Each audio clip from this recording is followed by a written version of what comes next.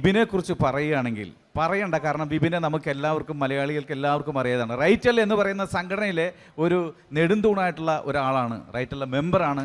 പിന്നെ എഴുത്തിലൂടെയാണ് സിനിമയിലേക്ക് വന്ന്, ടെലിവിഷൻ എഴുത്തിലൂടെയാണ് ആദ്യം സിനിമയിലേക്ക് എത്തിയത്. സിനിമയിൽ എഴുത്ത്, സിനിമയിൽ സംവിധാനം, സിനിമയിൽ നടനം തുടങ്ങി ഇനിയിപ്പോൾ കൈവയ്ക്കാത്ത മേഖലയില്ല. എഡിറ്റിങ്ങും പോസ്റ്റ് ഒട്ടിക്കലും ഒക്കെ കൂടി ആയിക്കഴിഞ്ഞാലല്ലേ.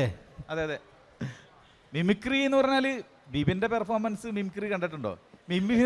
അയ്യോ നിങ്ങൾ രണ്ടുപേരും കൂടി പ്ലാൻ ചെയ്ത് പണിയണ പോലെ അപ്പുറത്ത് ഇപ്പുറത്ത് നിന്ന്. ഇല്ല, സത്യമായിട്ടും. അതെ, ഞാൻ ആദ്യമായിട്ട് എന്നെ ടി വിയിൽ, ഞാൻ എല്ലായിടത്തും എല്ലാ ഇൻ്റർവ്യൂവിലും പറഞ്ഞാണ്, എന്നെ ആദ്യമായിട്ട് ഒരു ടെലിവിഷൻ പരിപാടിയിലേക്ക് എഴുത്തിലേക്ക് ക്ഷണിക്കുന്നത് ബൈജു ജോസും ബാബു ചേട്ടനും കൂടിയാണ്. അതിൻ്റെ നന്ദി എപ്പോഴും ഞാൻ പറയാറുണ്ട്. അതേപോലെ തന്നെ ഒരു സ്കിറ്റ് എഴുതിയിട്ടാ നീ നന്നായിട്ട് എഴുതുമെന്ന് എൻ്റെ ഉള്ളിലേക്ക് ഒരു റൈറ്റർ എന്ന് പറയുന്ന രീതിയിൽ ഏറ്റവും കൂടുതൽ സപ്പോർട്ട് ചെയ്തിട്ടുള്ള ആളാണ് കാഞ്ഞിരേട്ടൻ. കാഞ്ഞിരേട്ടൻ എന്ന് പറഞ്ഞാൽ കാഞ്ഞിരേട്ടൻ പ്രശാന്തേട്ടൻ, ഞാൻ കാഞ്ഞിരേട്ടൻ എന്ന് വിളിക്കാറ്. അതെ, കാഞ്ഞിരം പോലെ കഴിക്കും. അതെ അതെ അതെ. അപ്പോൾ വിപിനെ ആദ്യം ഏതാ ചെയ്യാൻ പോകുന്നത്? മിമിക്രി കോമഡി പോയെ.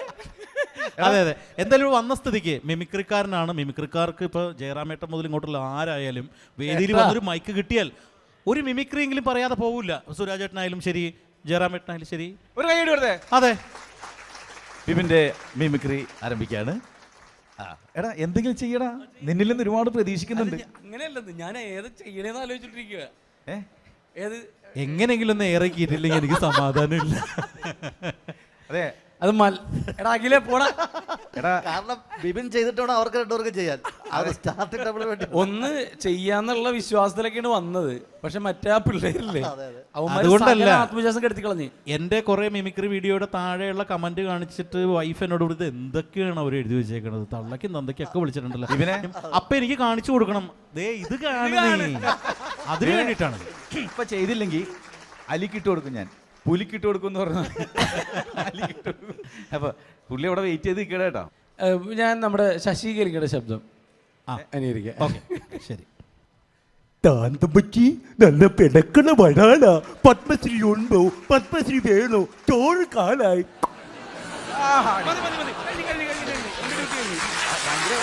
അടുത്തതായി വേറെ എന്ത് ചോദിക്കാണ് നിന്റെ അടുത്ത്? എന്തെങ്കിലും പറഞ്ഞു.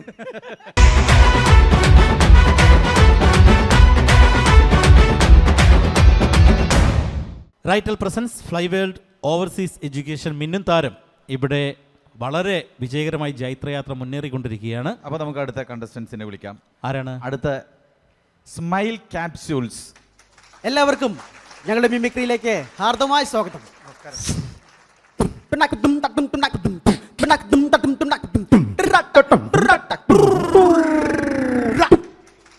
അപ്പൊ ഹരിച്ചേട്ടാ, എനിക്ക് 2 മക്കളാണ്.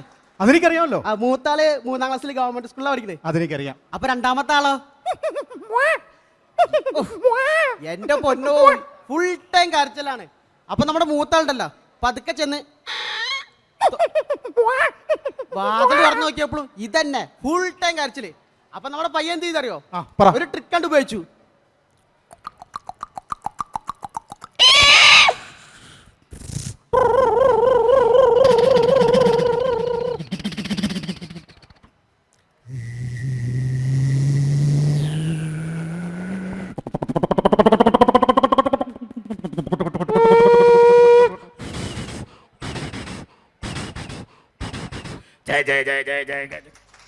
ഇതൊക്കെ ഉപയോഗിച്ച് നമ്മുടെ കൊച്ചു കരച്ചിലെടുത്ത് എവിടെ നിർത്താൻ ഇതൊക്കെ കേട്ട പിള്ളേർ വീണ്ടും ട്രിക്ക് മാറ്റി.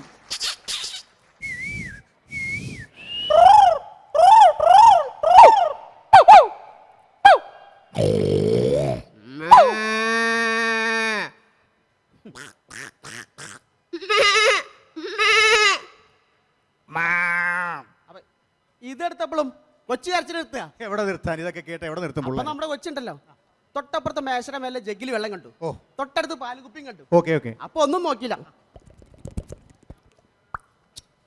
അടച്ചു വായിൽ വെച്ചു കൊടുത്തു.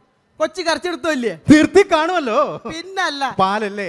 അപ്പൊ അവനുണ്ടായ സന്തോഷം ഉണ്ടല്ലോ, ഒന്നും നോക്കിയില്ല. താഴത്ത് കിടന്നൊരു പന്തുണ്ടല്ലോ,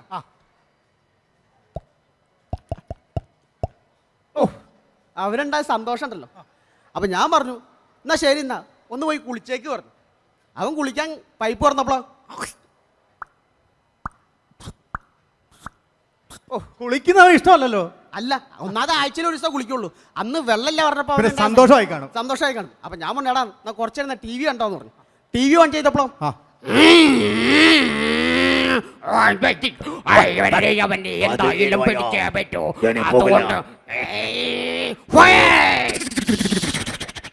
അവൻ ഇങ്ങനെ ഇരുന്ന് കാർട്ടൂൺ കാണുക. കണ്ടു.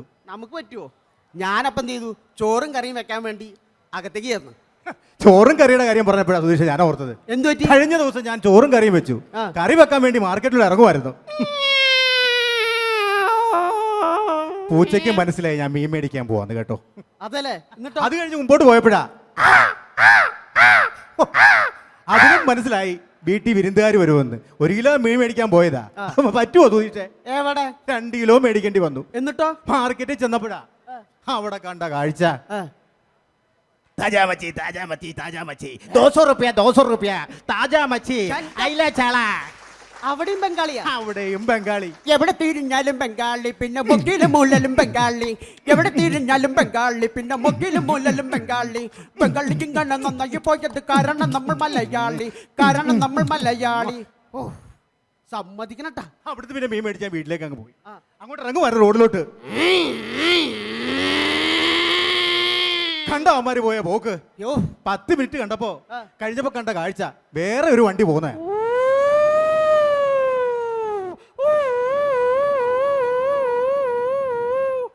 അപ്പൊ ഒരു ഹെൽമെറ്റ് ഇട്ടില്ലേ? ഹെൽമെറ്റ് ഉണ്ടായിരുന്നു, തലയിലല്ല കയ്യിലാന്ന് മാത്രം. അത് പറഞ്ഞപ്പോൾ ആലോചിച്ച് പല പിള്ളേർക്ക് അതൊരു ഹര കയ്യിലിടുകയാണ്. അല്ല അവർക്ക് ഈ പോലീസുകാരെയും ക്യാമറനെയും തോൽപ്പിച്ചാൽ മതിയല്ലോ. ക്യാമറ കാണുമ്പോ മാത്രം ഹെൽമെറ്റ് വെക്കും എടുക്കും വെക്കും എടുക്കും വെക്കും എടുക്കും. വീട്ടിലുള്ളവർക്ക് അറിയണ്ടായല്ലോ ഇത്. അവർക്കറിയില്ലോ. നമ്മളെല്ലാരും ഒന്ന് ആലോചിക്കുക, യാത്ര ചെയ്യുമ്പോൾ ഹെൽമെറ്റ് വെക്കുക. കാരണം നമ്മളിലൂടെ ഒരുപാട് പ്രതീക്ഷകളാണ് എല്ലാവർക്കും അല്ലേ. ക്യാമറ മാത്രം പേടിക്കാതിരിക്കുക, വീട്ടുകാരോട് ഓർക്കുക. അപ്പൊ ഞാനും നോക്കിയില്ല. വീട്ടിൽ മോൻ കടന്നുറങ്ങുമ്പോൾ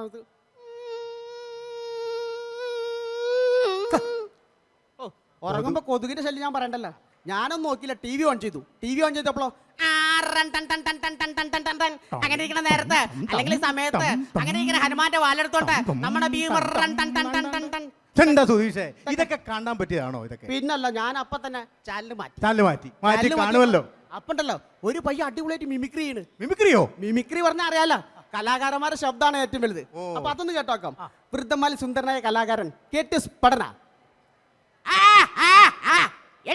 പ്രസിഡന്റായിട്ട് വർഷം 16 ഇന്നേ വരെ നിന്റെ വോട്ട് പത്രത്തിൽ വന്നിട്ടുണ്ട്, എന്റെ വോട്ട് പത്രത്തിൽ വന്നിട്ട് എന്താണ് അതിലേക്ക് ഇത്ര അസൂയ? പിന്നെ കേട്ട ശബ്ദമോ നമ്മുടെ ഹാസ്യ സാമ്രാട്ട് ജഗദീഷ് ശ്രീമാർ സാറിന്റെ ആയിരുന്നു.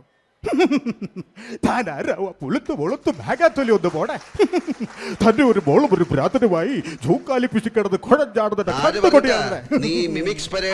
അവതരിപ്പിക്കുന്നത് ഞാൻ കേട്ടതോ വേറെ കൊച്ചിക്കാരുടെ സ്വന്തം പേര് കൊണ്ട് തന്നെ ഫേമസ് ആയ കലാകാരനാണ് കൊച്ചിൻ അനീഫ. അതൊന്ന് കേട്ടോക്കാം. നീ എന്താടാ എപ്പോ നോക്കിയാലും കൊമ്പത്ത കറകാണ്ട പട്ടി പല്ലത്തവണ പറഞ്ഞിട്ട് നല്ല കാര്യത്തിൽ ഇപ്പൊ ബോളെന്ന് വിളിക്കരുത്. അടുത്തതായി കേട്ടത് നമ്മുടെ കഥാപ്രസംഗ ചക്രവർത്തി സാംബജീവൻ സാറിന്റെ ആയിരുന്നു. ഇത് വിധിയിൽ ഒരു കഥ അവതരിക്കാൻ അവസരം ഉണ്ടാക്കി തന്ന നല്ലവരെ നാട്ടുകാർക്ക് നദി കടപ്പാണ്ടപ്പെടുത്തി എന്റെ കഥ ആരംഭിക്കട്ടെ. എന്റെ കഥ നായിക ഡെസ്റ്റിമോണ്. എന്തൊരു മോണാണ്, പല മോണും കേട്ടിട്ട് ഇതുപോലെ മോണ ആദ്യമായിട്ട് ഡെസ്റ്റിമോണ് വട്ടെ. അപ്പൊ ചോറും കറിയൊക്കെ ആയപ്പോഴേ ഭയങ്കര ക്ഷീണായി കിടക്കാന്ന് വെച്ചു. അല്ല അപ്പൊ ഹരിചേട്ടൻ വിചാരിക്കണ്ടോ ഞാൻ ഈ ചോറും കറിയും വെച്ച് ഈ മക്കളെയൊക്കെ നോക്കിയിരിക്കണത്. അല്ല ചോറും കറിയുടെ കാര്യം ഓർത്ത് ഭാര്യയും മക്കളെയൊക്കെ വേറൊന്നല്ല, ഭാര്യനെ ജോലിക്ക് അയച്ച് വീട്ടിൽ നിന്ന് സൂക്ഷിക്കണ ഭർത്താക്കന്മാര് ഇതല്ലാണ്ട് പിന്നെ വേറെ എന്നാ ചെയ്യാനാ? അതൊരു സുഖം തന്നെ. അയ്യോ ചോറും കറിയുടെ കാര്യം ഓർത്തത് ഞാൻ പറയട്ടെ. എന്തുപറ്റി? അയ്യോ ചോറും കറി അടപ്പിട്ടിട്ടാ വന്നത് ഞാൻ. കഞ്ഞി അത് തിളച്ചു തൂവിയേ, സ്റ്റവും വീടെല്ലാം കൃത്യമായുണ്ടല്ലോ. അവള് ജോലി കഴിഞ്ഞു വൈകിട്ടത് ഘും ഘും വന്ന് ഇടിക്കൂടാ. അപ്പൊ ഹരിച്ചേട്ടാ സേം പിച്ച്.